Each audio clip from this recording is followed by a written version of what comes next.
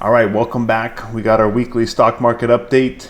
This heat map looks a lot better than the last few weeks. We've got a lot more green on the screen here. When it comes to the Mag 7 and technology, pretty flat in the big names. Some of the smaller names in technology services and semiconductors are a little bit greener than the Mag 7. And then you've got some other sectors like energy and finance that are doing well here this week.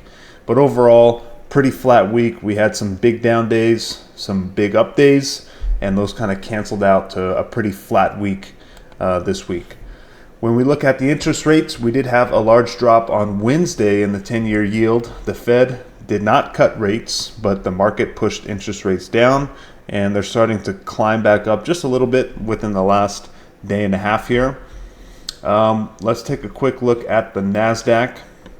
Nasdaq and S&P are in a little bit of a nice bounce here from their recent lows on, looks like March 11th, 13. So we've had a little bit of a sustained rally here. We are putting in a little bit higher lows here, so that's good to see. And let's hope that that can continue if you're looking for a market recovery. S&P 500 looks very similar to the Nasdaq. A little bit of a nice recovery here, higher low, higher low. And this morning was pretty bloody, but we're recovering from that, from the red that we had this morning. So market still has an hour until it closes. We'll have to wait and see. Not a whole lot to talk about on some of the other individual names. Like I said, it's a pretty mellow week, pretty flat week. So let's go ahead and get into some of the news. So this week, NVIDIA had its GTC conference. Again, just reiterating their bull case for GPUs and the whole semiconductor complex and the need for more compute out there.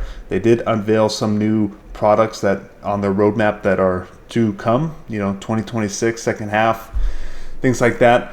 But a lot of the same stuff that we've heard from NVIDIA. The bull case still, to me, looks very much intact there, and they are firing on all cylinders. Jensen's doing a great job. Just staying the course, doing a great job just being a CEO, unlike Elon.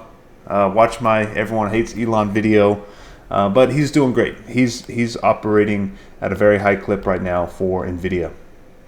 Jensen Huang is. So Federal Reserve, I listened to the speech. A lot of uncertainty when it comes to tariffs and all the other new policy moves that are coming in. The Fed got a lot of questions about that, and they said, we don't know. We're looking at the data, and we'll continue to look at the data to see what we need to do. So again, the Fed didn't cut rates, they didn't raise rates, and they are still data-driven on their decisions. So the data is telling them the jobs market isn't so soft that we need to cut rates, and inflation's not so hot that we need to start tightening even more or be tight for a lot longer. So they did, like I said, reduce their balance sheet runoff. I believe they reduced their balance sheet runoff from 20 billion to 5 billion. So that's a good thing. There's less treasuries that are being sold onto the market. So that is going to help interest rates come down because there's less selling pressure in the treasury market. They still have a huge balance sheet, the Federal Reserve does. It's ginormous, but they'll probably never get that down because that'll just really be a lot of selling pressure for the markets, and probably won't be able to handle that. So not a whole lot to talk about there.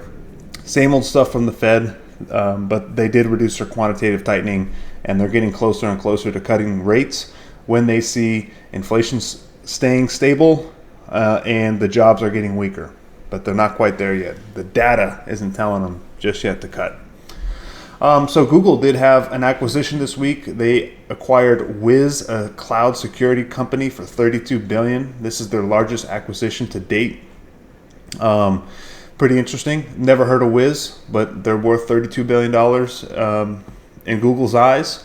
And I did see that the Boston Celtics were sold for only $6 billion. So kind of funny. Everyone knows the Boston Celtics. They're only worth $6 billion. Nobody knows Wiz. They're worth $32 billion. That's just the difference in valuations for different sectors. So what I take away from this acquisition is these big companies have a ton of cash. And this could be the first of many acquisitions to happen in the market now that we have a change of administration and change of just regulators in general. This could be the floodgates opening up. If this can go through quickly, you may see a lot of companies say, hey, I got $100 billion in cash.